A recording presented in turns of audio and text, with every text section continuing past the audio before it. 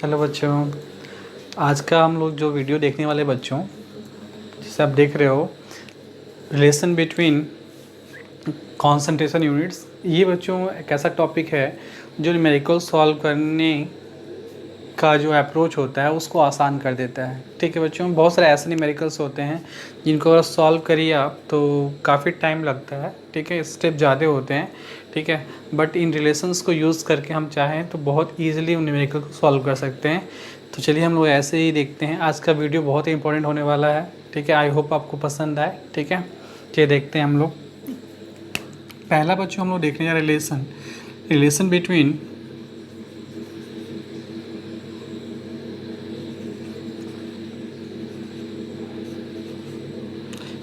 PPH।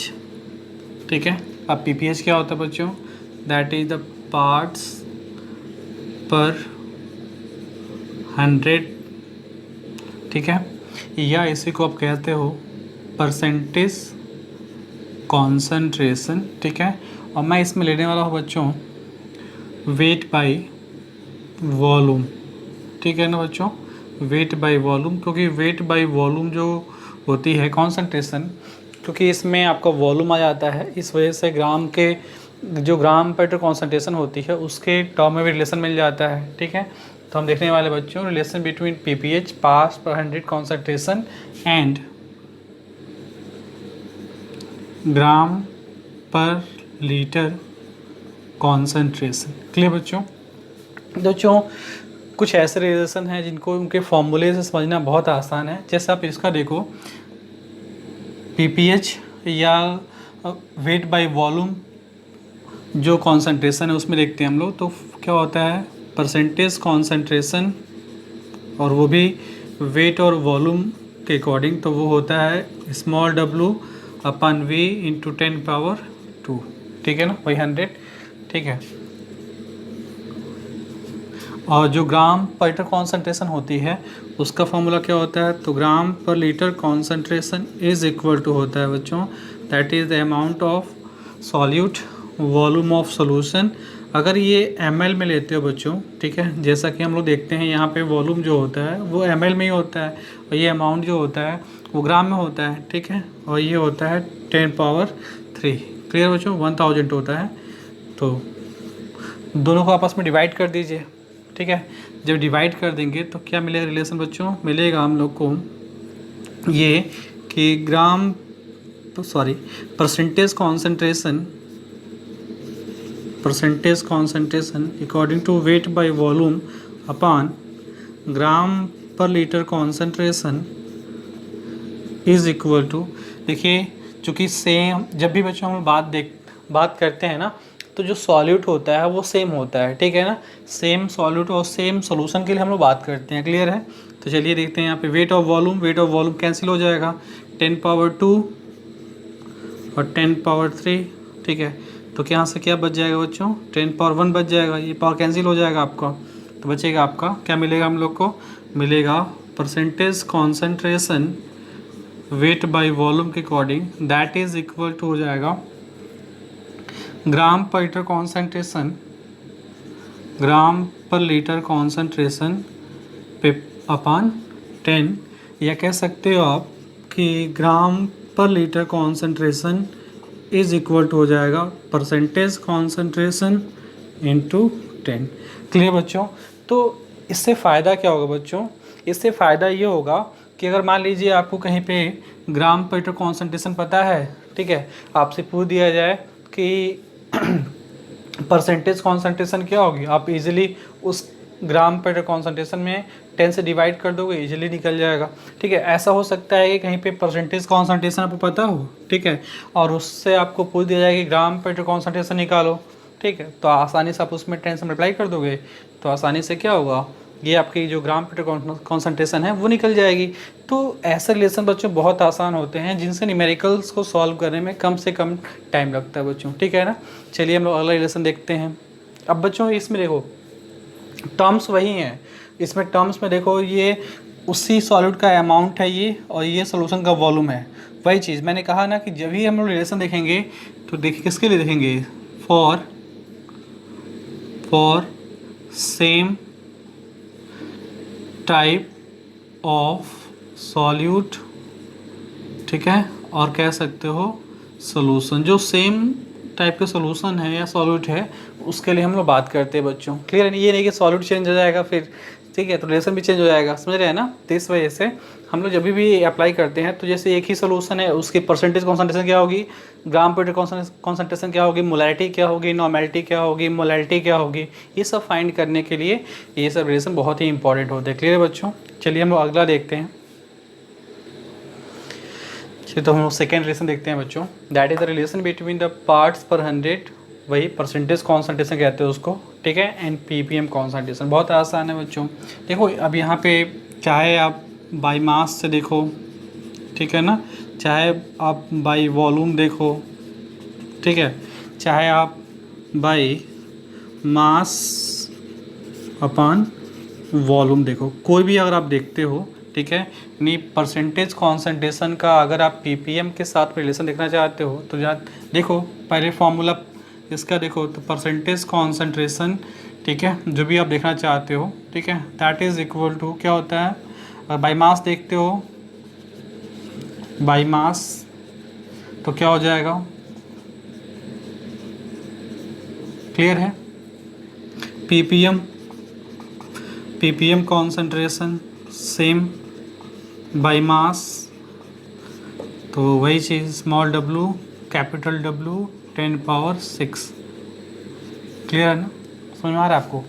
Divide कर दो, क्या मिलने वाला है आपको, मिलेगा ये कि परसेंटेज कॉन्सेंट्रेशन, ठीक है, इज़ इक्वल टू मिलेगा हम लोग को, ठीक है, अपान भी कर सकते हो यहाँ पे, पर यही देख लो, अपान पीपीएम कॉन्सेंट्रेशन इक्वल टू हो जाएगा, ये सब टर्म कैंसिल हो जाएगा, यहाँ से बच जाएगा आपका 10 पावर 4। क्लियर बच्चों? 1/10 पावर 4। तो यहाँ से क्या हो जाएगा बच्चों, यहाँ से हो जाएगा आपका, यहाँ से मिलेगा हम लोग को कि percentage concentration is equal to हो जाएगा PPM concentration upon 10 power 4। Clear बच्चों? यानी देखिए ये कह रहा है, ये फॉर्मूला रिलेशन कह रहा है ये कि अगर आपके पास में पीपीएम कॉन्सेंट्रेशन है, ठीक है, तो आप उसमें 10 पावर 4 से डिवाइड कर दोगे तो आप इजीली परसेंटेज कॉन्सेंट्रेशन में जा सकते हो, ठीक है। या मान लीजिए आपके पास में परसेंटेज कॉन्सेंट्रेशन है, ठीक है, तो पीपीएम कॉन्सेंट्रेशन इक्वल टू क्या हो जाएगा, percentage concentration into 10 power 4। Clear बच्चों? यानी अगर आपके पास में परसेंटेज कॉन्सेंट्रेशन है, आप उसमें 10 पावर 4 से मल्टीप्लाई कर दोगे तो आप इजीली किस में आ सकते हो, पीपीएम कॉन्सेंट्रेशन में आ जाओगे, ठीक है। तो इस वजह से ये रिलेशन जो है ये बहुत ही इंपॉर्टेंट है बच्चों, ठीक है, जिससे आप एक से आसानी से दूसरे में जा सकते हो, आपको बहुत ज़्यादा गुणा भाग करने की आवश्यकता नहीं पड़ेगी। क्लियर बच्चों? That is the second relation, that is the relation between PPH and ppm concentration, ठीक है। ऐसे ही बच्चों आप देखो यहाँ से देख करके आप सीधे पीपीएम का परसेंटेज, तो पीपीबी का भी लिख सकते हो, तो पीपीबी क्या हो जाएगा, तो पीपीबी कॉन्सेंट्रेशन इक्वल टू हो जाएगी तो परसेंटेज कॉन्सेंट्रेशन इनटू परसेंटेज में 10 पावर 2 होता है और पीपीबी में 10 पावर 9 होता है, ठीक है ना। डिफरेंस कितने का है, 7 का, ठीक है, तो ये हो जाएगा। इससे आप आसानी से पीपीबी को परसेंटेज में और परसेंटेज को पीपीबी में कन्वर्ट कर सकते हो। ऐसे ही अगर आपके पास पीपीटी है, पार्ट्स पर ट्रिलियन कॉन्सेंट्रेशन है, तो that is the percentage concentration, ठीक है, इनटू कितना हो जाएगा 10 पावर 10। क्लियर है ना? तो आसानी से आप परसेंटेज कॉन्सेंट्रेशन में 10 पावर 10 से मल्टीप्लाई करके, ठीक है, आप किस में आ सकते हो, पीपीटी में आ सकते हो या पीपीटी से परसेंटेज कॉन्सेंट्रेशन में जा सकते हो। तो ये बच्चों बहुत ही इंपॉर्टेंट रिलेशंस हैं जिनसे आप एक कॉन्सेंट्रेशन से दूसरे में जा सकते हो। बिकॉज देखो बच्चों, चाहे मास का हो, चाहे वॉल्यूम का हो, चाहे मास पे वॉल्यूम का हो, क्योंकि परसेंटेज कॉन्सेंट्रेशन के समान ही होता है। मैंने आपसे प्रीवियस लेक्चर में कहा था, आप देख सकते हो प्लेलिस्ट में जा कर के, ठीक है। परसेंटेज कॉन्सेंट्रेशन, चाहे पीपीएम कॉन्सेंट्रेशन, चाहे पीपीबी कॉन्सेंट्रेशन, चाहे पीपीटी कॉन्सेंट्रेशन, ये जितनी भी कॉन्सेंट्रेशन होती हैं, ठीक है, ये बाई मास भी होती हैं, बाई वॉल्यूम भी होती हैं और बाई मास और वॉल्यूम भी होती हैं। क्लियर है ना? तो आसानी से इनको एक से दूसरे में कन्वर्ट किया जा सकता है। क्लियर बच्चों? चलिए अगला हम रिलेशन देखते हैं। जैसे बच्चों एक हम क्वेश्चन देखते हैं जिसमें ये कहा गया है आपसे कि 15 ppm by mass and volume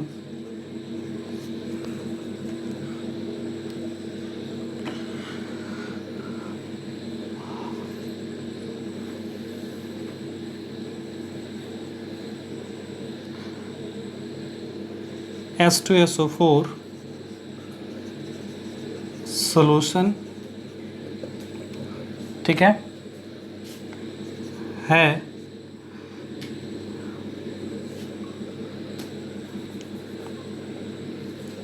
कह रहा है 15 ppm by mass and volume H2SO4 solution है। इसकी कॉन्सेंट्रेशन जो है ये आपको फाइंड करनी है बच्चों परसेंटेज कॉन्सेंट्रेशन में, ठीक है।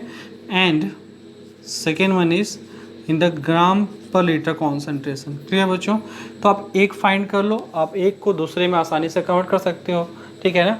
अब देखिए जो ppm है इसका, ठीक है, सिंस जो क्वेश्चन में गिवन है आपको, given that ppm concentration given है, तो ppm concentration is equal to है 15, ठीक है। तो मैंने बताया आपको कि आप ppm को आसानी से परसेंटेज में कन्वर्ट कर सकते हो आप, ठीक है। तो क्या हो जाएगा, मैंने आपको ही बताया है कि percentage concentration is equal to हो जाएगा आपका जो भी ppm कॉन्सेंट्रेशन है, ppm कॉन्सेंट्रेशन उसमें आपको क्या करना है कि 10 पावर 4 से डिवाइड कर देना है, ठीक है। तो जो भी ppm कॉन्सेंट्रेशन होगी आपको उसको आसानी से परसेंटेज में काउंट कर सकते हो, ठीक है। तो क्या हो जाएगा बच्चों, देखिए ये देखिए percentage concentration weight by volume के अकॉर्डिंग, तो ये आपका हो जाएगा 15/10 power 4, that is the 15 into 10 power -4। Clear है ना? ये हो जाएगा परसेंट कॉन्सेंट्रेशन। क्लियर है ना? समझ आ रहा है? अब देखिए आप इसको चाहो तो डिवाइड करके आप इसको ऐसे भी लिख सकते हो, ठीक, 1.5 इंटू 10 पावर -3। क्लियर है बच्चों? देखिए दूसरा जो कहा गया है कि इसकी जो 15 ppm कॉन्सेंट्रेशन है इसको आप किस में लिखिए, ग्राम पर कॉन्सेंट्रेशन में। तो मैंने आपको इसका रिलेशन बताया था अभी, ठीक है। आप दोनों कर सकते हो। तो मैंने बताया आपको कि gram per litre concentration is equal to होता है परसेंटेज कॉन्सेंट्रेशन, ठीक है ना, into 10 power 2, sorry into 10। Clear है? तो परसेंटेज कॉन्सेंट्रेशन कितनी है इसकी, दैट इज़ यहाँ पे निकाला है आपने, तो 1.5 इंटू 10 पावर -3 इंटू 10 कर दीजिए, ठीक, तो निकल जाएगा आपका 1.5 इंटू 10 पावर -2 ग्राम पर लीटर। समझ में आ रहा है? तो आप देखो कितनी आसानी से आप क्या ppm कॉन्सेंट्रेशन को परसेंटेज कॉन्सेंट्रेशन में, यहाँ पे देखो परसेंटेज कॉन्सेंट्रेशन में, ठीक है, और यहाँ पे आपने ग्राम पर कॉन्सेंट्रेशन में इसको कन्वर्ट कर दिया। क्लियर है ना? तो ऐसे न्यूमेरिकल को सॉल्व करने में ये रिलेशंस बहुत ही हेल्पफुल होते हैं। क्लियर है बच्चों? चलिए नोट कर लीजिए आप बच्चों। अगला रिलेशन जो है that is relation between gram per litre concentration and molarity. देखा है हम लोग कि ग्राम पर लीटर कॉन्सेंट्रेशन और मोलारिटी में क्या संबंध होता है बच्चों, ये रिलेशन होता है इसमें, दैट इज़ तो gram per litre concentration equal to होता है बच्चों, that is the molarity into molar mass of solute. ये रिलेशन होता है बच्चों, ठीक है। यानी आपके पास में अगर मोलारिटी है तो मोलारिटी में अगर आपके पास सॉल्यूट है तो उसके मोलर मास से मल्टीप्लाई कर दोगे तब आसानी से ग्राम पर लीटर कॉन्सेंट्रेशन जा सकते हो। या अगर आपके पास में मान लीजिए ग्राम पर लीटर कॉन्सेंट्रेशन है तो ग्राम पर लीटर कॉन्सेंट्रेशन में अगर आप molar mass of solute divide कर दोगे, ठीक है, तो आसानी से आप मोलैरिटी ऑफ सॉल्यूशन फाइंड कर सकते हो। क्लियर बच्चों? तो ये बहुत ही इंपॉर्टेंट रिलेशन है। रिलेशन आया कैसे? अब दोनों के फॉर्मूला ले लो, ठीक है। तो ग्राम पर लीटर कॉन्सेंट्रेशन, ठीक है, दैट इज़ द अमाउंट, ठीक, upon volume of solution millilitre में है। क्लियर है ना? हो गया। मोलैरिटी क्या होती है? Molarity is defined as the small amount upon molar mass of solute, clear है ना, volume of solution in litre. Clear है? डिवाइड कर दोनों को, जब डिवाइड करेंगे तो ये कैंसिल हो जाएगा पूरा टर्म। क्लियर है? बच जाएगा यहाँ से ये, यानी मिलेगा gram per litre concentration upon molarity is equal to, क्या मिलेगा बच्चों? देखिए ये पूरा टर्म कैंसिल हो गया और ये ऊपर से बचा आपका, देखिए क्या, molar mass of solute. Clear है? तो यहाँ से आप आसानी से एक रिलेशन ये हो गया, ठीक है, मतलब ग्राम पर लीटर कॉन्सेंट्रेशन है उसमें मैं आप क्या किया, आपने डिवाइड कर दिया मोलैरिटी से, तो मोलर मास ऑफ सॉल्यूट निकल जाएगा। या फिर आप ये कह सकते हो कि अगर आपके पास में ग्राम पर लीटर कॉन्सेंट्रेशन नहीं पता है, मोलैरिटी पता है, तो ये आप आसानी से रिलेशन अप्लाई करके, ठीक, ग्राम पर लीटर कॉन्सेंट्रेशन को फाइंड कर सकते हो। तो ये उनके फॉर्मूले की हेल्प से हमने ये रिलेशन निकाला है, जो बहुत ही आसानी से न्यूमेरिकल्स को सॉल्व करने में हेल्प करता है। ठीक है, जैसे मान लो आपने किसी तरह से सॉल्यूशन में क्या निकाला, ग्राम पर लीटर कॉन्सेंट्रेशन निकाला। अब आपके लिए प्रॉब्लम क्या है, फिर के लिए मोलैरिटी निकाली, फिर वही रखो, मान रख के फिर कैलकुलेशन करो, बहुत टाइम लगता है। ठीक है, तो आसानी से हम लोग ऐसे रिलेशन को यूज़ करके क्या कर सकते हैं, हम लोग आसानी से इसको इसमें कन्वर्ट कर सकते हैं, ठीक है, और इसको इसमें कन्वर्ट कर सकते हैं। क्लियर है बच्चों? जैसे एक न्यूमेरिकल देखिए,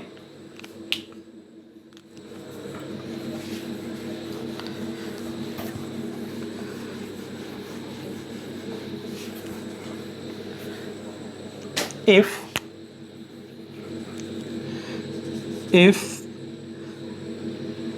2 point या 1 point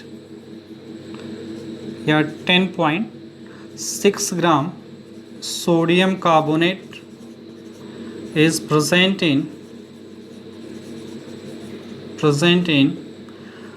200 ml of solution, then find the molarity, या सिंपली पहले कर लो ये, या जो भी आपको निकाल लीजिए, पहले कर लीजिए, find the gram per litre concentration and molarity of solution. ठीक है ना? कह रहा, तो जैसे इसमें कहा यह जा रहा है कि अगर इतना ग्राम सोडियम कार्बोनेट जो है वो 200 ml वाटर में प्रेजेंट है, सोल्यूशन में प्रेजेंट है, तो सोल्यूशन की आपको ये निकालना है ग्राम पर लीटर कॉन्सेंट्रेशन, और सोल्यूशन की मोलैरिटी जो होगी वो क्या होगी, उसको फाइंड करना है। क्लियर बच्चों? तो मैंने आपको अभी बताया कि अगर आप दोनों निकालते हो, ठीक, तो टाइम लगेगा, एक कोई निकाल लो। जैसे मुझे ये आसानी से निकाल सकता हूँ मैं, तो निकाल लो इसको आसानी से, ठीक है, क्योंकि अमाउंट क्वेश्चन में गिवन है, गिवन दैट, क्या गिवन है, अमाउंट गिवन है, अमाउंट स्मॉल w गिवन है, दैट इज 10.6। क्लियर है? वॉल्यूम, तो वॉल्यूम आपका 200 ml है, ठीक, तो इसको हमने क्या कर लिया, 1000 से डिवाइड कर लिया, लीटर में आ गया। क्लियर है ना? देन ग्राम पर लीटर कॉन्सेंट्रेशन निकालनी है आपको, तो gram per litre concentration equal to क्या होता है बच्चों, that is amount upon volume, किस में, लीटर में। तो ये अमाउंट हो गया सॉल्यूट का, ये वॉल्यूम हो गया, ठीक, समझ आ रहा है? रख दो वैल्यू इसकी, तो क्या मिलेगा आपका, दैट इज 10.6 अपॉन 200 अपॉन 1000, तो हो जाएगा आपका अपॉन 200। क्लियर है ना? तो ये 5 टाइम्स में कैंसिल हो जाएगा, ठीक, मल्टीप्लाई कर दो, 0 एंड 50, 53, ठीक है ना? यानी क्या मिलेगा हम लोग को, 53 ग्राम पर लीटर। ठीक है, समझ आया आपको? क्लियर? तो देखो आपने निकाला। अगर आपको मोलैरिटी निकालनी है तो आपके पास ये फॉर्मूला है, मोलैरिटी अमाउंट इनटू 1000 अपॉन फिर मोलर मास ऑफ सॉल्यूट, ठीक, इनटू वॉल्यूम ml में, ये भी है। तो इतना करने से अच्छा है कि हम क्या करें, रिलेशन यूज़ कर लें, ठीक है। रिलेशन क्या हो जाएगा, देखो हमको ये पता है, हमको ग्राम पर लीटर कॉन्सेंट्रेशन से पता है ना, मोलैरिटी निकालनी है, तो क्या हो जाएगा, मोलैरिटी इक्वल टू क्या हो जाएगा आपका, the gram per litre concentration, समझ में आ रहा है, अपॉन क्या हो जाएगा आपका, molar mass of solute. Clear है। अब देखिए ये जो कॉन्सेंट्रेशन है, अब मैंने यही बताया आपको कि ये है आपका 10.6 इंटू 5, ठीक है, मैंने यहाँ से इसको लिया, ठीक है। और क्या हो जाएगा आपका molar mass of sodium carbonate, तो मोलर मास ऑफ Na2CO3 जो है वो होता है 106 ग्राम पर मोल। क्लियर है। तो ये हो जाएगा 106। क्लियर है। अब देखो कैंसिल हो जाएगा, ये कितना आएगा, 0.1 आएगा। क्लियर है ना। अब तो 0.1 into 5 that is equal to 0.5 mole per litre. कितना आसान है। क्लियर है ना। आपने सीधे क्या किया, ग्राम पर लीटर कॉन्सेंट्रेशन में क्या किया आपने, मोलर मास से डिवाइड कर दिया, इधर ही आपकी मोलैरिटी आ गई। क्लियर है। तो ऐसे प्रॉब्लम को हम सॉल्व कर सकते हैं और बहुत ईजिली सॉल्व कर सकते हैं with the help of the relation. Clear है बच्चों। चलिए हम लोग अगला जो रिलेशन है उसको देखते हैं, उसका इंपॉर्टेंस देखते हैं। हम लोग का जो अगला रिलेशन है that is the relation between the gram per litre concentration and normality. Just like molarity जो रिलेशन आ रहा था ना, वैसा ही रिलेशन इसमें आता है। तो इसमें रिलेशन क्या आएगा, देखिए फॉर्मूला देख लीजिए पहले, gram per litre concentration is equal to amount upon volume, और ये वॉल्यूम मैंने डायरेक्टली लिया है लीटर में। क्लियर है। आप ml में लोगे तो 1000 आएगा। ठीक है, आप लेना चाहते हो तो वही देख लो, इंटू 1000 कर लो। क्लियर है ना।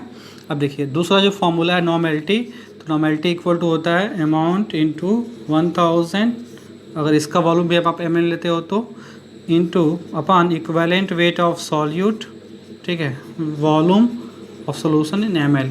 ठीक, डिवाइड कर दो दोनों को, सारे टर्म कैंसिल हो जाएंगे, क्या बच जाएगा, इक्विवेलेंट वेट अपान के अपान नीचे आएगा तो ऊपर चला जाएगा ये, तो that is the gram per litre concentration upon normality that is equal to the equivalent weight of solute.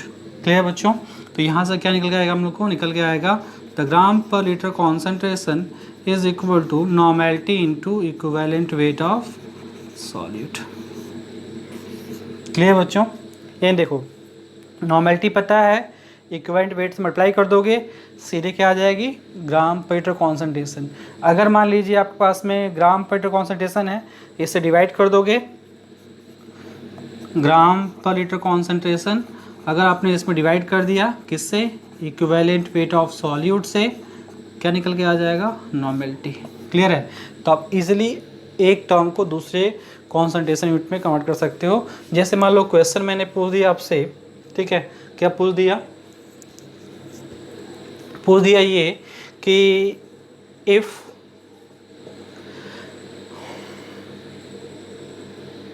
4.9 gram H2SO4 is present in 100 ml, या आप कह सकते हो 500 ml of solution, then calculate gram per liter concentration and normality। Clear बच्चों, समझ रहे हो। अब देखो इसको कोई भी एक फाइंड कर लो, ठीक है, जैसे यहाँ पे आपने फाइंड किया था, ठीक, तो देखो बच्चों जो आपको आसान लगे वो आप फाइंड कर लो, ठीक है, डिफिकल्ट हो छोड़ दो, रिलेशन से कर लेना उसको। देखो नॉर्मेलिटी फाइंड करने में प्रॉब्लम ये है कि आपको इक्विवेलेंट वेट निकाल कर फिर करना पड़ेगा, वैसे लास्ट में भी निकालना पड़ेगा वैसे, ठीक है। तो अब जो आपको आसान लगता है आप उससे सॉल्व कर लो, ठीक। तो क्वेश्चन में क्या गिवन है, गिवन दैट अमाउंट गिवन है small w that is the 4.9 gram. Clear है। वॉल्यूम दिया है सोल्यूशन का 500 ml है, 500 अपन 1000, क्लियर है, लीटर में हो जाएगा, ठीक। और जो विले है वो है आपका H2SO4, तो equivalent weight of H2SO4 is the molar mass of H2SO4 अपान क्या हो जाएगा 2, मतलब 98/2, दैट इज द 49। क्लियर बच्चों, समझ आ रहा है आपको? अभी 2 क्या है, तो 2 है जो H2SO4 की बेसिटी है, क्योंकि H2SO4 जो होता है जब ये पानी में जाएगा, ठीक, तो 2H प्लस और एक सल्फेट आयन देगा, तो इस वजह से इसका जो एन फैक्टर आता है बच्चों वो कितना आता है, 2 आता है। क्लियर है? तो आप जिसको निकालना चाहते हो निकाल लो, फिर दूसरा आप रिलेशन से कर लेना। जैसे मान लो मुझे निकालना आसान लग रहा है ग्राम पर लीटर कॉन्सेंट्रेशन, तो मैंने कह दिया अमाउंट ले लो आप और वॉल्यूम ले लो, ठीक है, लीटर में। तो अमाउंट दैट इज़ 4.9, वॉल्यूम कितना है इसका, वॉल्यूम इज़ 500, तो 500 अपन 1000, ठीक है, ऊपर चला जाए तो 4.9 इंटू 1000 अपॉन 500, कैंसिल हो जाएगा 2 टाइम्स में, ठीक है, तो 8, ठीक, 5 टू जाए 8 और 9, that is 9.8 gram per litre. Clear बच्चों? अगर मुझे इसका फाइंड करना है नॉर्मेलिटी, तो मैं क्या करूँगा, मैं यहाँ पर पूरा कैलकुलेशन थोड़ी करने जा रहा हूँ, मैं सिंपली यूज़ करूँगा रिलेशन, और रिलेशन की सहायता से मैं इजीली फाइंड कर लूँगा। और रिलेशन देखो क्या है बच्चों, अगर आपके पास में ग्राम पर लीटर कॉन्सेंट्रेशन है, ठीक है, आप उसमें इक्विवेलेंट वेट जो सॉलिड का है उसको डिवाइड कर दीजिए, आप इजीली क्या पा जाओगे, आप इजीली नॉर्मेलिटी पा जाओगे। ठीक, तो देखिए, तो नॉर्मेलिटी इज इक्वल टू क्या हो जाएगा, ग्राम per litre concentration, that is gram per litre concentration upon equivalent weight, तो ये है आपका 9.8, और इक्विवेलेंट वेट ऑफ जो आपका सॉल्यूट है, तो सॉल्यूट उसमें कौन है, H2SO4 है ना। क्लियर है? तो इसका मैं निकाला, कितना आया था 49, तो मैंने 49 से क्या है इसको डिवाइड कर दिया। क्लियर है? तो क्या हो जाएगा, 2 टाइम्स में कैंसिल हो जाएगा, तो 0.2, दैट इज़ द 0.2 यूनिट क्या होती है नॉर्मेलिटी की, ग्राम इक्विवेलेंट पर litre, that is the unit of normality. तो ये आपकी नॉर्मेलिटी निकल जाएगी। देखो जो कितना आसान है, आपने कोई एक फाइंड कर लिया, दूसरा फाइंड करना है, रिलेशन से आप कर सकते हो इजीली। क्लियर है? तो ये फ़ायदा होता है रिलेशंस का। ठीक है, जो न्यूमेरिकल्स आपको बहुत परेशान करते हैं, टाइम लगता है उसको, तो ऐसे न्यूमेरिकल्स को आप इजीली, ठीक है, कॉम्पिटिटिव एग्जामिनेशन में सॉल्व कर सकते हो with the help of relation. Clear है ना? चलिए हम लोग नेक्स्ट रिलेशन देखते हैं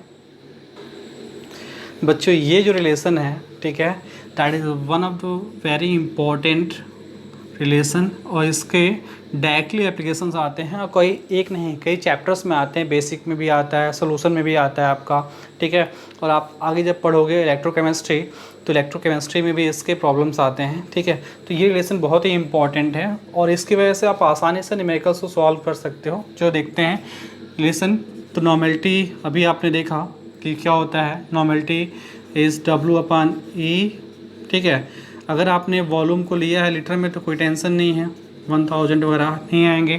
ठीक, ये क्या है, E, that is the equivalent weight of solute. मैं इसको पूरा बड़ा लिख देता हूँ, equivalent weight of solute volume, और ये वॉल्यूम किस में है, लीटर में है। क्लियर है? और मोलैरिटी क्या होता है बच्चों, मोलैरिटी इज इक्वल टू होता है amount upon molar mass of solute. Clear है?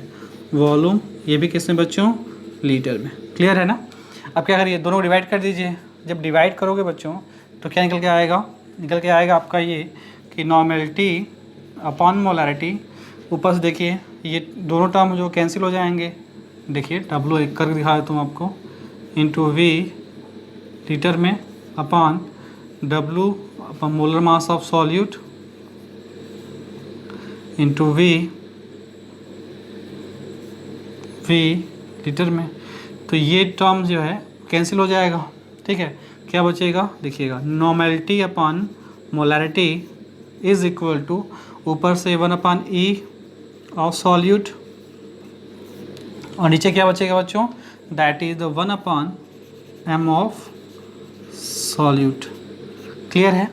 अब देखिए सॉल्व करिए इसको, normality upon molarity equal to क्या हो जाएगा, ये ऊपर चला जाएगा ना, ठीक है, और ये नीचे आ जाएगा, तो क्या मिलेगा हम लोग को, that is the molar mass of solute upon equivalent mass of solute.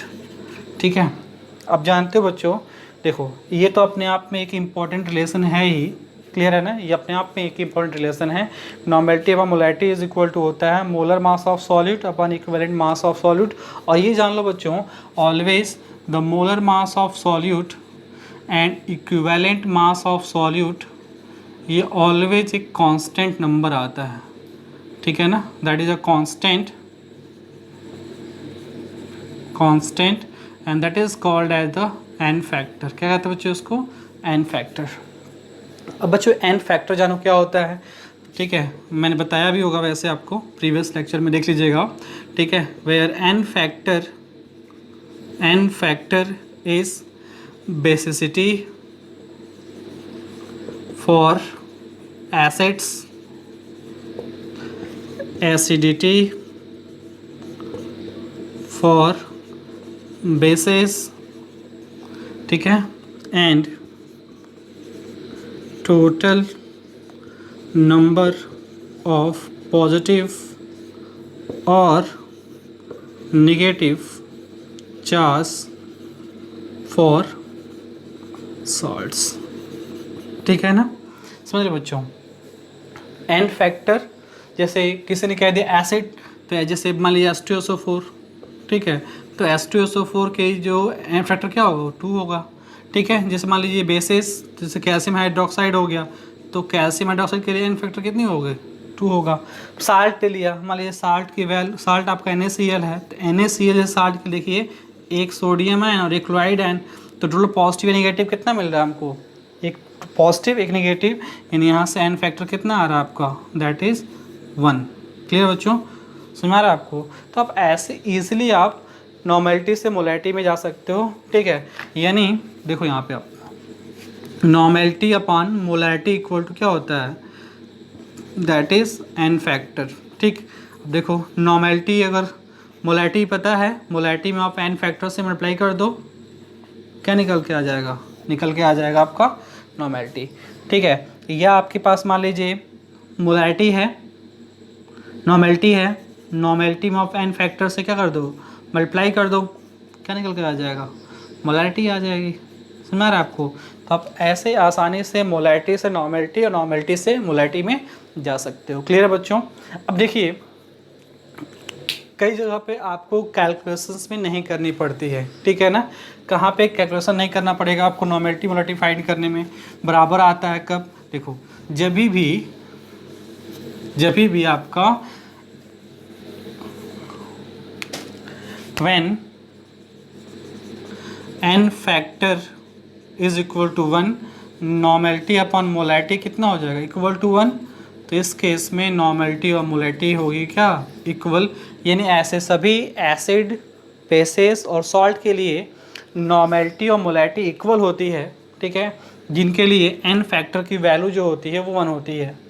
Just like HCl के लिए वही नॉर्मेलिटी मोलैरिटी आएगी, NaOH के लिए, ठीक है, NaCl के लिए, इन सभी के लिए जो वैल्यू नॉर्मेलिटी की आएगी वही वैल्यू क्या आएगी? मोलैरिटी की आएगी, क्योंकि इन सभी के लिए एन फैक्टर की जो वैल्यू आएगी कितनी आएगी बच्चों? ये 1 आएगी। क्लियर है ना? तो बहुत आसान होता है कि आप रिलेशंस अगर आपको पता है, और रिलेशन पता अभी करना बहुत मुश्किल नहीं है बच्चों, आप इजीली बस फार्मूले पता है आपको, उन फार्मूले से आप रिलेशन अपने आप में, जैसे एग्जाम में भूल गया, तो अगर नॉर्मेलिटी मोलैरिटी के फार्मूले पता है हम लोग को, तो आसानी से हम रिलेशन फाइंड कर सकते हैं, कोई दिक्कत नहीं है। क्लियर है ना? तो ये आपके लिए बहुत ही हेल्पफुल होने वाले हैं। चलिए बच्चों, तो क्वेश्चन देखते हैं हम लोग, जिससे मैंने क्या दिया हुआ है आपको। मैंने दिया हुआ है कि जो अभी तक हम लोग पढ़े हुए रिलेशन, उनका थोड़ा सा यूज़ पढ़ते हैं हम लोग कि कहाँ उनका यूज़ है, ठीक है। मैंने आपको क्वेश्चन सेट किया हुआ है कि 6.3 gram of oxalic acid present in 500 ml of solution, ठीक है, देन कैलकुलेट द फॉलोइंग।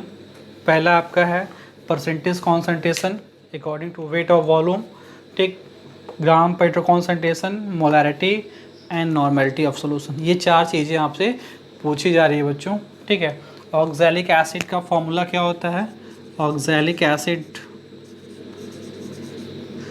जो आपकी डाईहाइड्रेटेड होती है, dihydrated oxalic acid, that is the H2C2O4.2H2O, ठीक है, जिसका मोलर मास जो होता है which has the molar mass H2C2 मतलब oxalic acid that is 126 gram per mole and equivalent mass होता है इसका ऑक्जेलिक एसिड का that is 63 gram per mole, sorry 63 होता है इसका। समझ में आया आपको? तो चलिए हम लोग फाइंड करते हैं। मैं आपको केवल एक बताऊंगा, ठीक है, फॉर्मूले से, बाकी हम लोग सब रिलेशन से करेंगे बच्चों, ठीक है ना। तो पहला हम लोग निकालते हैं that is the gram percentage concentration, वो भी अकॉर्डिंग टू वेट और वॉल्यूम। तो इसका फॉर्मूला होता है वेट अपॉन वॉल्यूम इंटू 10⁻²। ठीक है बच्चों।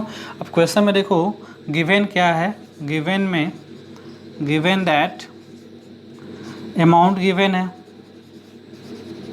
अमाउंट कितना है 6.3 ग्राम है, ठीक है। वॉल्यूम कितना है बच्चों, तो वॉल्यूम ऑफ सॉल्यूशन जो है volume that is V is equal to 500 ml है, ठीक है ना। ml में ही रख दो यार, क्या दिक्कत है, कोई दिक्कत नहीं है, ml में ही रख दीजिए, ठीक है। तो क्या निकल के आएगा यहाँ से, देखिए मैंने यहाँ पे इसको रखा यहाँ पे दैट इज़ द 6.3 ठीक इंटू 10⁻² अपॉन वॉल्यूम जो है बच्चों ये है आपका 500 ml, तो डबल जीरो कैंसिल हो जाएगा, ठीक। डिवाइड कर दो इसको,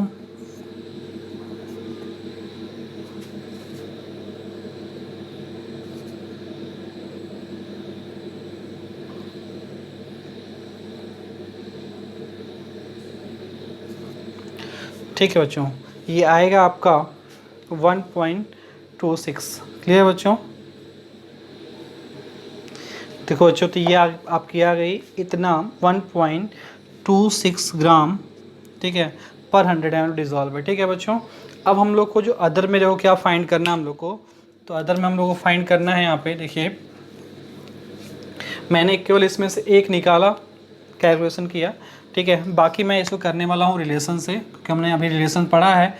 तो यहाँ देखिए gram per litre concentration is equal to इसका ग्राम पर लीटर कॉन्सेंट्रेशन का परसेंटेज के समय क्या रिलेशन होता है, that is the percentage concentration weight by volume जो है, अगर उसमें हम लोग 10 से मल्टीप्लाई कर देते हैं बच्चों तो क्या निकल के आ जाएगा, ग्राम पर लीटर कॉन्सेंट्रेशन आ जाएगी हमारी, ये रिलेशन होता है।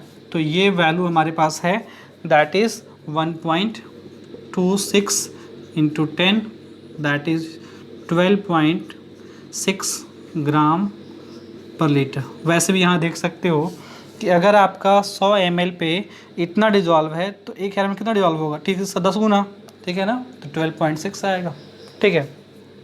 चलिए सेकेंड अगला देखते हैं हम लोग। सेकेंड हम लोग कर लिए। थर्ड पूछा गया है कि what is the molarity of solution. Molarity क्या होगा, तो मैंने आपको भी बताया है कि मोलैरिटी उसमें क्या संबंध होता है, तो मोलैरिटी इज इक्वल टू होता है ग्राम per litre concentration upon molar mass of solute. Clear बच्चों? देखिए तो आपने ये फाइंड कर लिया है, अगर इसमें हम लोग मोलर मास से डिवाइड कर दिया तो क्या निकल कर आ जाएगा बच्चों, सोल्यूशन की मोलैरिटी निकल कर आ जाएगी, तो that is 12.6 upon molar mass of oxalic acid मैंने दिया हुआ है क्वेश्चन में, that is the 126 gram per मोल, तो दैट इज़ 126, ठीक। कितना आ जाएगा बच्चों, डिवाइड करोगे आप तो ये आ जाएगा 0.1 मोल पर लीटर। क्लियर बच्चों? अब अगला प्रॉब्लम क्या है, अगले प्रॉब्लम में पूछा गया है कि what will be the normality of solution. मैंने अभी बताया कि नॉर्मेलिटी और मोलैरिटी निकालना बहुत आसान होता है। देखिए आप चाहे जैसे फाइंड करना चाहते हो वैसे कर सकते हो इसको। देखो आपके पास में कई सारे ऑप्शन हैं, अगर आप normality equal to gram per litre concentration, ठीक है, upon equivalent mass of solute से करना चाहते हो तब भी हो जाएगा, ठीक है। अगर आपके पास में नॉर्मेलिटी अपॉन मोलैरिटी है, ठीक है, और ये अपन होता है एन फैक्टर, ठीक, एन फैक्टर आपकी 2i है। क्लियर है ना? नॉर्मेलिटी आपने निकालना है, मोलैरिटी आपकी आई है 0.1, समझ में आ रहा है ना? तो क्या हो जाएगा, देखो कितना आसानी से निकल सॉल्व हो गया। नॉर्मेलिटी इक्वल टू हो जाएगी 0.2 ग्राम इक्विवेलेंट पर लीटर, ग्राम इक्विवेलेंट पर लीटर। तो कितनी आसानी से न्यूमेरिकल सॉल्व हो जा रहा है, समझ रहा है आपको। तो ये है एप्लीकेशन इम्पोर्टेंस इन रिलेशन का। जो आपके प्रॉब्लम्स, देखो बच्चों, अगर हमने सबका कैलकुलेशन करना था ना, तो ये प्रॉब्लम इतने कम टाइम में और इतने आसानी से इस बोर्ड पे एक बार में नहीं आ पाता, ठीक है ना। टाइम लगता है सॉल्व करने में, लेकिन ऐसे रिलेशन यूज से सॉल्व करने से क्या हुआ, बहुत इजीली सॉल्व हो गया। क्लियर है। तो that is the importance of relations. चलिए बच्चों, अगला रिलेशन देखते हैं हम लोग। Relation between molality and mole fraction. ये भी एक बहुत ही इम्पॉर्टेंट रिलेशन होने वाला बच्चों। That is a very important relation, बहुत ही इम्पॉर्टेंट रिलेशन है ये। बहुत डिफ़िकल्ट न्यूमेरिकल को चुटकियों में सॉल्व कर देता है न्यूमेरिकल्स। ये रिलेशन आपका रिलेशन क्या है बच्चों, देखिए, अगर मैं बेसिकली जाऊँ तो मैं मोलैलिटी के फॉर्मूले से, देखिए रिलेशन क्या होता है। रिलेशन देखिए ये होता है, that is the molality small m is equal to होता है mole fraction of solute upon mole fraction of solvent into 1000 upon that is the molar mass of solvent. ये रिलेशन है। अगर ये ये जो सॉल्वेंट है, इफ़ सॉल्वेंट इज़ वाटर, अगर ये सॉल्वेंट आपका वाटर है ना, ठीक है, तो ये डायरेक्टली ये जो वैल्यू होती है ये हो जाती है आपकी 55.5, ठीक है। तो देन मोलैलिटी विल भी क्या हो जाएगा आपका, मोलैलिटी इक्वल टू हो जाएगा बच्चों, molality small m is equal to mole fraction of solute upon mole fraction of solvent, ठीक है ना, इनटू 55.55 या 56 कह सकते हो, ठीक है। बहुत आसान है। अब देखिए ये आता कैसे बच्चों, ये रिलेशन आता कैसे है, तो देखिए हम लोग देखते हैं यहाँ पे। हम लोग जानते हैं कि मोलैलिटी इक्वल टू होता है, molality small m is equal two moles of solute, ठीक है ना, upon that is the amount of solvent, ठीक है ना। अगर ये ग्राम में होता है बच्चों तो यहाँ पे 1000 आ जाएगा। क्लियर है ना, समझ में आ रहा है आपको। मैंने इस पर न्यूमेरिकल्स अप्लाई किए हैं, बहुत इजीली न्यूमेरिकल सॉल्व हो जाते हैं इस पर। चलिए देखते हैं। तो मुझे क्या करना है, ये तो ऑलरेडी मोल्स में है, मैं अगर इसको मोल्स में कन्वर्ट कर दूं तो मुझे इसके लिए मोलर मास ऑफ सॉल्वेंट से यहाँ पे डिवाइड करना पड़ेगा। तो डिवाइड करूँगा तो एक्स्ट्रा टर्म आएगा, तो उसमें मल्टीप्लाई भी करके कैंसिल भी करना पड़ेगा मुझे। तो यानी molality m is equal to हो जाएगा मोलर मास ऑफ सॉल्यूट, ठीक है ना, upon that is the amount of solvent upon molar mass of solvent.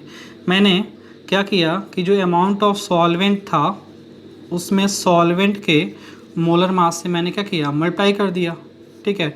अब देखो ये अपान के नीचे ऊपर चला जाएगा ना, यानी हमको यहाँ पे इसके नीचे मोलर मास ऑफ सॉल्वेंट लिखना पड़ेगा।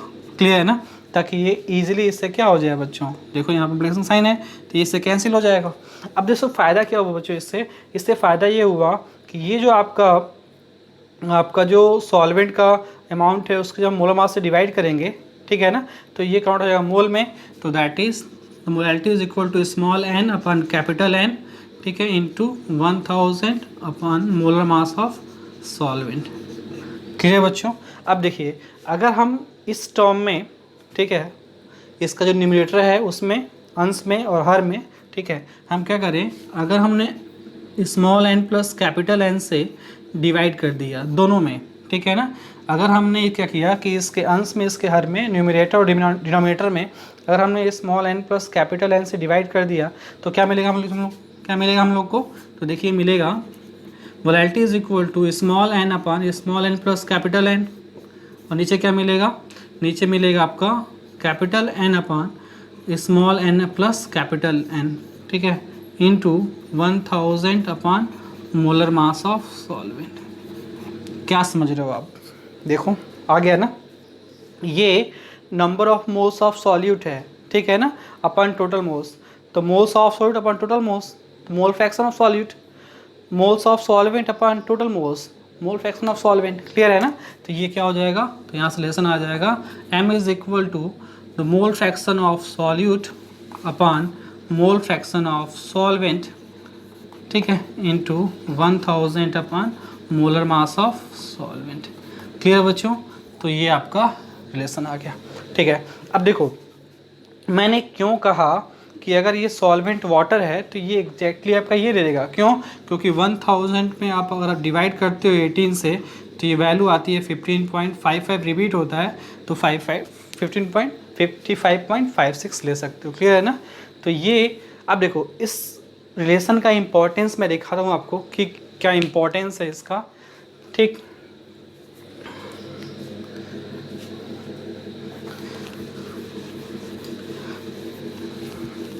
चलिए हम लोग देखते हैं बच्चों। अगर आपको थोड़ा टाइम लग रहा हो इसमें, ठीक है, तो आप जब भी आप वीडियो देखो थोड़ा सा आप वीडियो को फास्ट फॉरवर्ड करके देख सकते हो। ठीक है ना, कोई प्रॉब्लम नहीं है। अगर आपको लगता है टाइम जल्दी लग रहा है तो वीडियो को फॉरवर्ड करके देख सकते हो आप लोग। क्लियर है ना? एक न्यूमेरिकल देखिए, कह रहा है find the molarity of H2SO4 solution in which the mole fraction of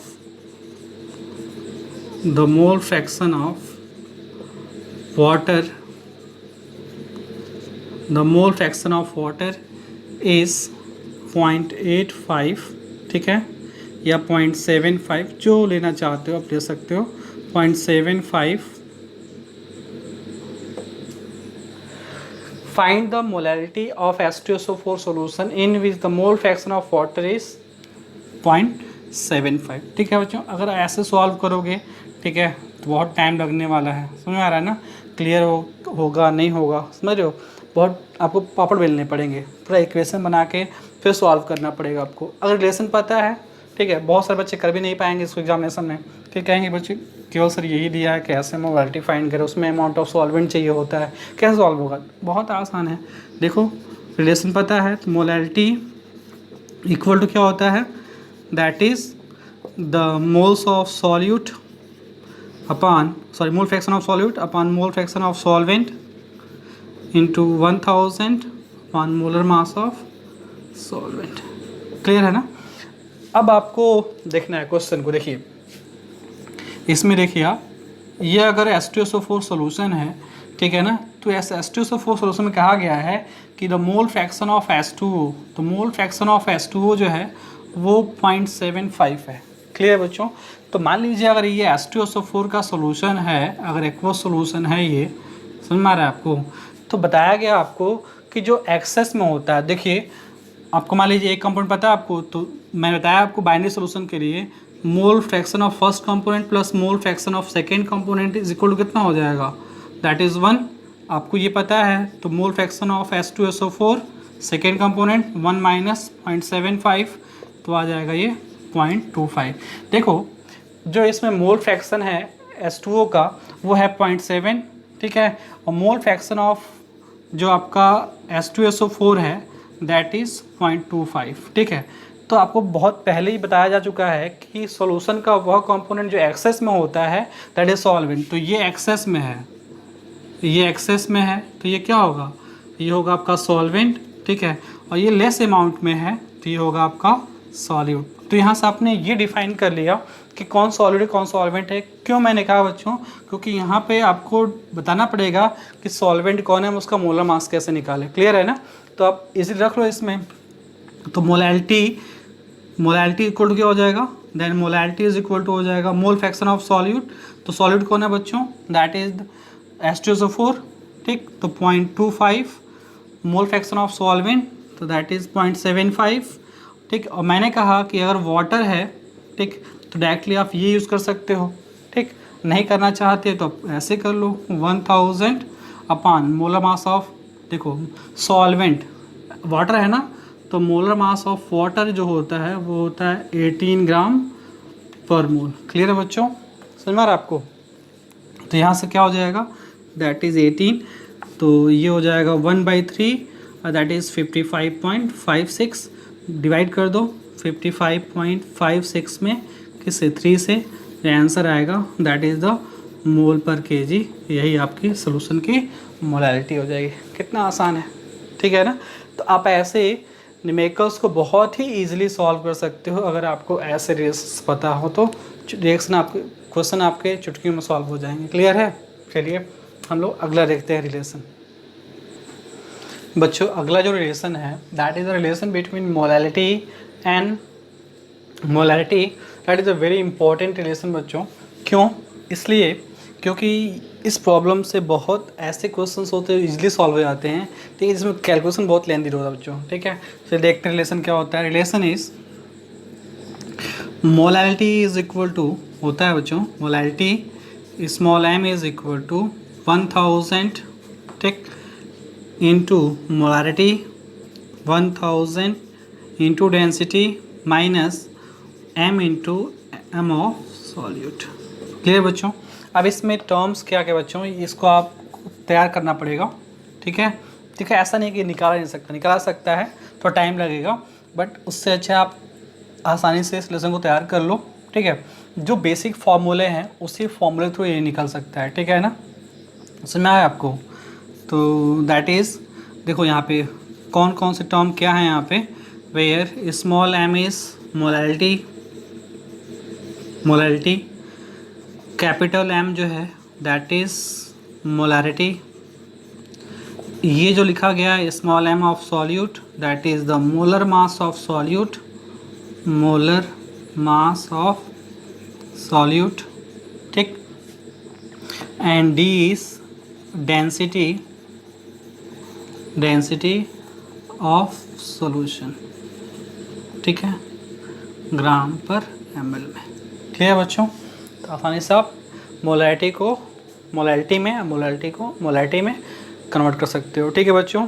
एक और रिलेशन बच्चों, जो कुछ और रिलेशन जो बहुत ही इंपॉर्टेंट है बच्चों, जैसे एक relation mass percent with molarity, mass percent with molarity. तो मास परसेंट मतलब बाई मास और मोलैरिटी में क्या संबंध होता है बच्चों, ये रिलेशन भी बहुत ही इंपॉर्टेंट होता है। अब क्या, तो देखो मोलैरिटी इक्वल टू होता है मास मतलब परसेंट वेट बाई वेट, ठीक है, इंटू डेंसिटी इंटू 1000, ठीक है, सॉरी इंटू 100 इंटू 1000 कर लो, अपान इसको बच्चों कैंसिल करने के लिए हम लोग ये यूज़ करते हैं, ठीक है, upon molar mass of solute.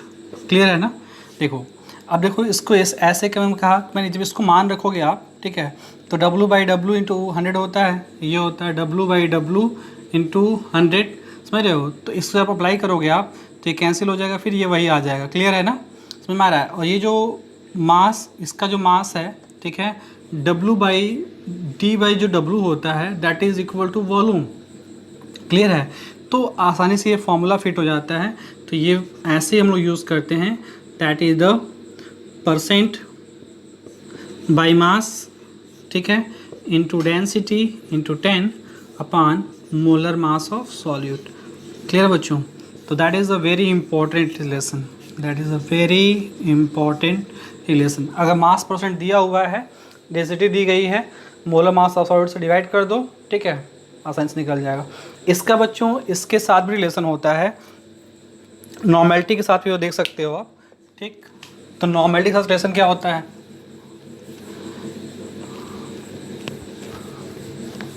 देखो same term,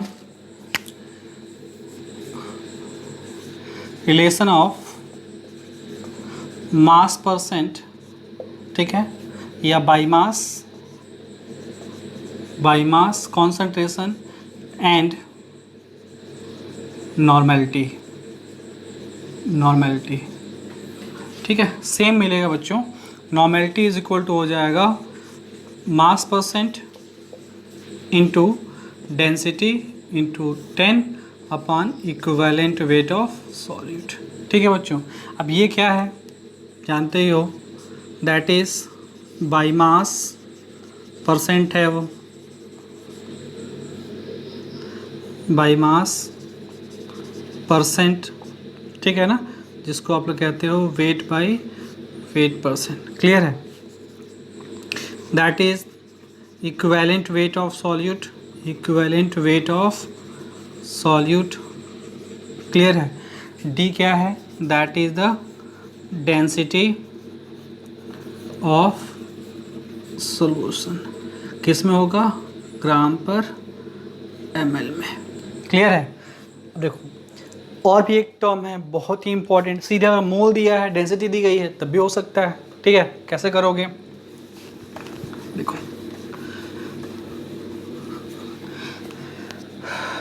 11th relation with mole and density. Clear है ना? तो ये रिलेशन होता है आपका मोलैरिटी का, mole is equal to ND10।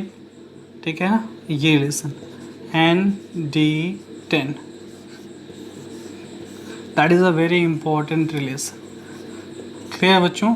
जो इसी रिलेशन का मॉडिफाइड फॉर्म है, कह सकते हो, जो आपका आप जैसे यूज होता है ना, mass percent equal molarity equal to mass percent, ठीक है, density 10 upon molar mass of solute. ठीक है ना? तो यहाँ से देखो W upon molar mass, W upon molar mass of solute क्या देता है बच्चों? N देता है ना, आसानी से सॉल्व हो जाएगा ND10। क्लियर है? तो ऐसे भी बहुत आसानी से प्रॉब्लम को आप सॉल्व कर सकते हो with the help of this relation. Clear है? सो मेरा बच्चों अब कुछ ही बचे हुए रिलेशन, थोड़ा सा उसको हम ध्यान से देख लें। बच्चों अगले जो रिलेशन है that is called as the molarity equation. ठीक है, या इनको दोनों को कंबाइंड फॉर्म में आप कह सकते हो dilution equation. These are also called as the dilution equation. Clear है ना? तन्यता समीकरण। अब ये क्या होता है बच्चों? ये होता है M1V1 इक्वल टू M2V2 और that is equal to constant. और वो कांस्टेंट क्या होता है बच्चों? ये कांस्टेंट होता है एक्चुअली मोल्स। क्लियर है? बताता हूँ आपको। और ये जो नॉर्मेलिटी इक्वेशन होता है that is N1V1 equal to N2V2 that is also equal to constant, but ये जो कांस्टेंट होता है वो होता है gram equivalents of solution, that is the moles of solution. Clear बच्चों? अब ये क्या है? M1V1 क्या है? देखिए M1 is molarity before dilution, ठीक है, and V1 is volume before dilution. M2 is molarity after dilution, ठीक है, और V2 is volume after dilution. क्या मतलब क्या है इसका बच्चों? ठीक वहाँ पे भी यही, N1 is normality before dilution, V1 is volume before dilution, N2 is normality before dilution, normality after dilution, and V2 is the volume after dilution. Clear है ना? जैसे देखिए, जैसे मान लीजिए ये कहा जा रहा है कि ये यूरिया सोल्यूशन है या किसी का भी सोल्यूशन है, ठीक है, जिसकी मोलैरिटी मान लीजिए M1 है और वॉल्यूम जो है आपका क्या है? V1 है। इसमें क्या करते हैं हम लोग, कुछ अमाउंट सम अमाउंट और वॉल्यूम वाटर इसमें ऐड कर देते हैं, कुछ वॉल्यूम इसमें हम लोग वाटर ऐड कर देते हैं। ठीक है, तो क्या होगा बच्चों? जो नया सोल्यूशन मिलेगा, ठीक है, नया सोल्यूशन भाई जब इसमें वाटर ऐड कर दोगे, आफ्टर एडिशन ऑफ वाटर कर दोगे इसमें, तो मान लीजिए इसकी नॉर्मेलिटी जो होती है, मोलैरिटी जो होती है वो M2 हो जाती है और वॉल्यूम क्या होता है? V2 हो जाता है।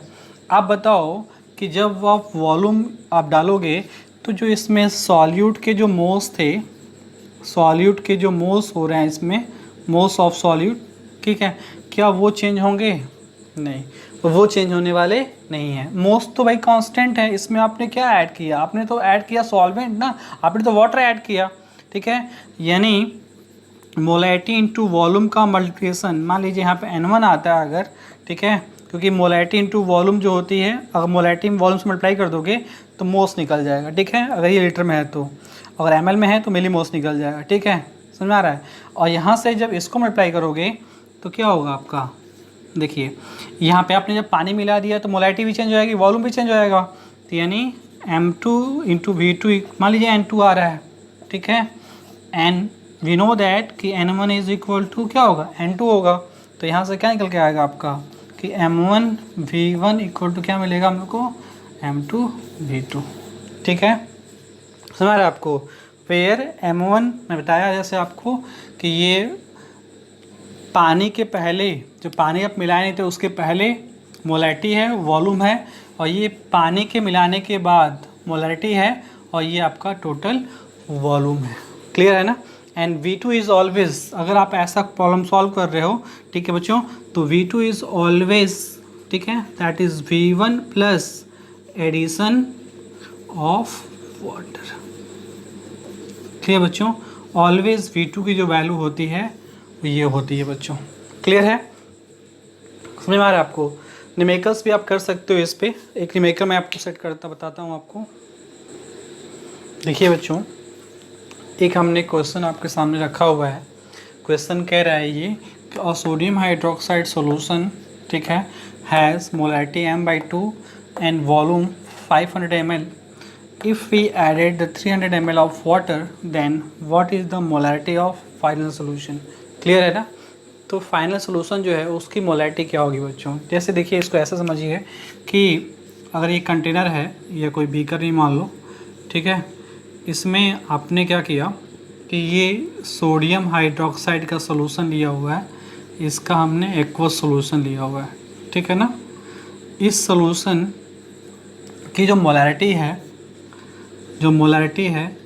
वो कितनी है बच्चों, M/2 है, ठीक है।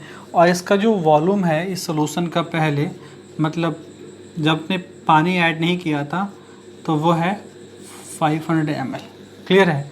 कह रहा है कि इसमें आपने क्या किया, ऐड कर दिया, वाटर ऐड कर दिया, कितना ऐड किया, तो 300 ml आपने इसमें वाटर ऐड किया, ठीक है। तो कह रहा है कि आपने जब वाटर ऐड किया तो इसकी मोलैरिटी क्या हो गई, चेंज होकर के, वो मोलैरिटी आप फाइंड करके बताओ, क्लियर है बच्चों। तो ये सॉल्व कैसे होगा बच्चों, ये सॉल्व होगा क्वेश्चन मोलैरिटी इक्वेशन से, ठीक है ना। आपने जो देखो, जब आपने NaOH इसमें घोल दिया है, ठीक है ना, तो NaOH के मोल्स तो चेंज होंगे नहीं इस मिक्सचर में, सोल्यूशन में चेंज हो रहा है क्या, तो वॉल्यूम ऑफ वाटर चेंज होगा, वॉल्यूम ऑफ सोल्यूशन चेंज होगा, क्यों, क्योंकि आपने इसमें ऐड किया है वाटर को एक्स्ट्रा 300 ml, और उसकी वजह से जब वॉल्यूम को इधर उधर करोगे आप, ठीक है, because molarity is depending upon the moles upon volume, तो मोल्स तो चेंज हो ही नहीं रहा है, ठीक है ना। वॉल्यूम चेंज करोगे molarity will be change, clear आपको।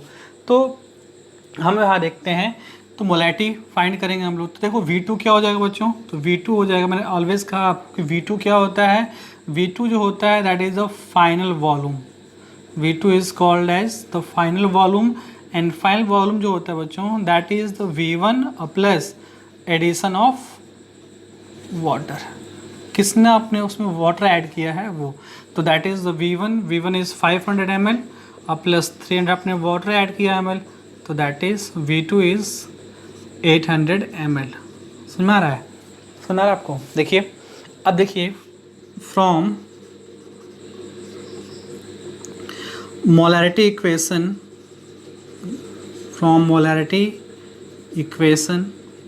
इक्वेशन से क्या हो जाएगा, M1 V1 is equal to M2 V2। मैंने कहा कि ये बिफोर है, डाइल्यूशन के पहले का वॉल्यूम, मोलैरिटी और वॉल्यूम है, और ये डाइल्यूशन के बाद का क्या है, मोलैरिटी और वॉल्यूम है, क्लियर है ना। आप देखो फाइंड कर सकते हो इजीली, M1 दैट इज़ 1/2 या M/2 कर सकते हो, ठीक है ना। चलो रख लो इसको। वॉल्यूम कितना है बच्चों आपका 500 ml। क्लियर है। यहाँ से देखो मोल M2 तो फाइंड करना है हम लोग को, ठीक है। V2 कितना है 800 ml। क्लियर है। तो यहाँ से बच्चों M2 कितना हो जाएगा, द M2 विल बी, ये इधर डिवाइड करेगा आगे, दैट विल बी द 500, ठीक है, अपॉन 2 इंटू 800। क्लियर है। तो यहाँ पे आप डिवाइड कर सकते हो इजीली। देखो तो ये हो जाएगा आपका कितना 5/16। क्लियर है ना। अब इसको आप ऐसे भी छोड़ सकते हो, ठीक है, चाहे आप तो उसको डिवाइड करके डेसिमल में लिख सकते हो। क्लियर है बच्चों। तो that will be the final molarity of solution. Clear है।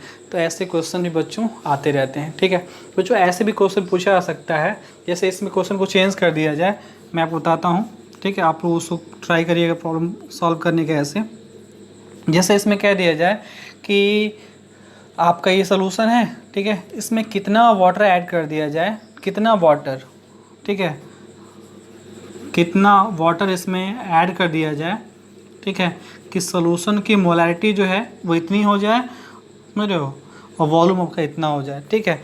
तो ऐसे प्रॉब्लम भी आते हैं, सोल्यूशन का मोलैरिटी इतनी हो जाए, वॉल्यूम तो आप ऑलरेडी निकाल सकते हो, ठीक है।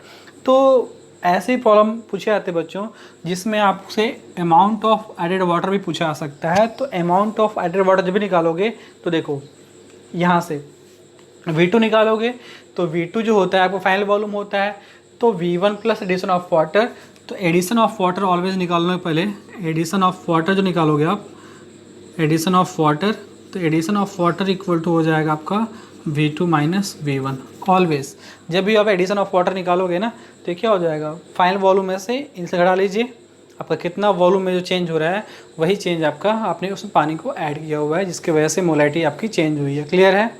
तो ये आपका अगला टॉपिक, लास्ट इसमें एक बचा हुआ बच्चों, बस उसको बचा ख़त्म करते हैं इस टॉपिक को। देखिए जो लास्ट रिलेशन है बच्चों, ये बहुत ही इंपॉर्टेंट एक कॉन्सेप्ट है। कॉन्सेप्ट ये कहता है बच्चों कि मान लीजिए सेम सॉल्यूट है और उसके डिफरेंट सोल्यूशन हैं, ठीक है, नॉर्मेलिटी डिफरेंट है, वॉल्यूम डिफरेंट है, ठीक है। अगर उनको ऐड करते हैं तो जो मिक्स सोल्यूशन होगा उसकी नॉर्मेलिटी हम लोग कैसे फाइंड करेंगे या मोलैरिटी कैसे फाइंड कर सकते हैं, ठीक है। तो हम यहाँ बताने जा रहे हैं मोलैरिटी और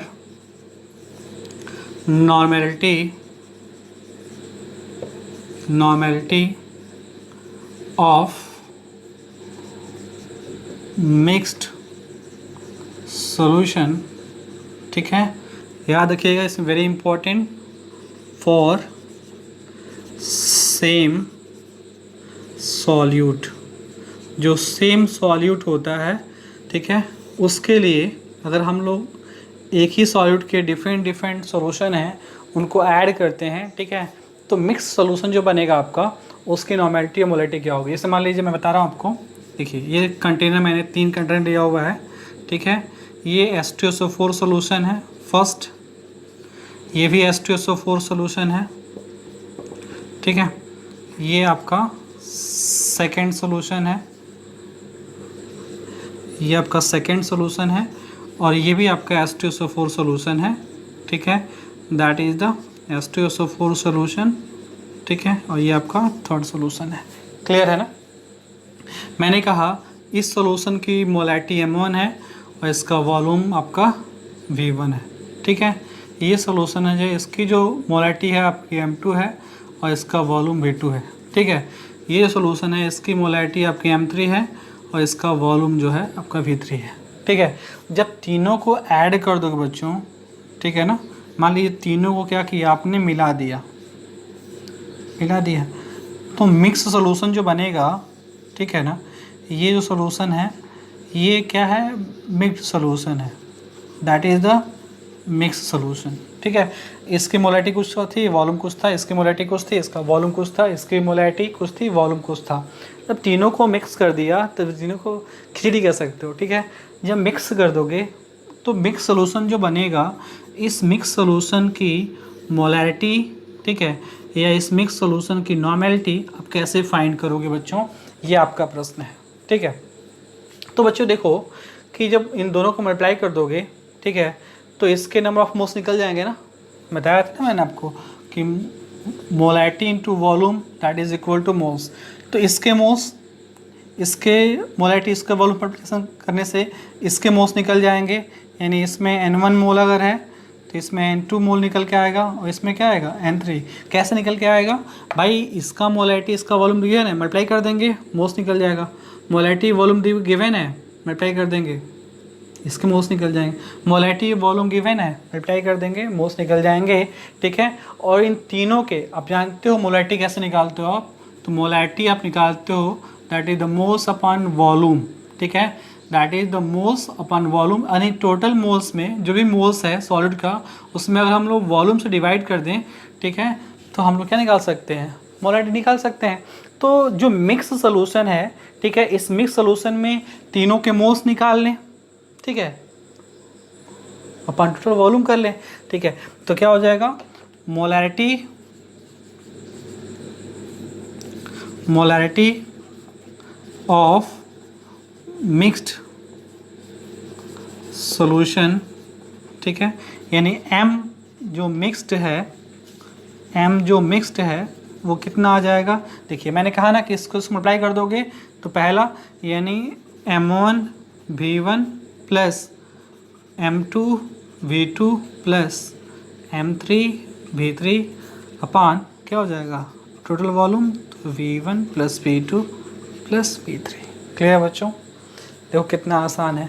और ये एक्चुअली जो है आपको दिखा रहा है ना M1 V1, ये एक्चुअली क्या है N1 है, M2 V2 एक्चुअली क्या है N2 है, ये क्या एक्चुअली ये N3 है, ठीक है। तो तीनों पदार्थ तो एक ही है, सेम, ठीक है, तो तीनों के मोल्स अपॉन वॉल्यूम, ठीक है, निकल गया। ऐसे ही आपको निकालना हो, नॉर्मेलिटी निकालनी हो, तो नॉर्मेलिटी ऑफ मिक्स्ड सॉल्यूशन यानी N मिक्स्ड जो होगा वो होगा N1 V1 plus N2 V2 plus N3 V3 upon V1 plus V2 plus V3, that is the normality of resultant solution, mix solution. Clear बच्चों, तो आई होप आपको ये video पसंद आया होगा, ठीक है, ये आप ही लोग के लिए है, आप लोग इसको देखिए, इसका लाभ उठाइए, ठीक है, धन्यवाद।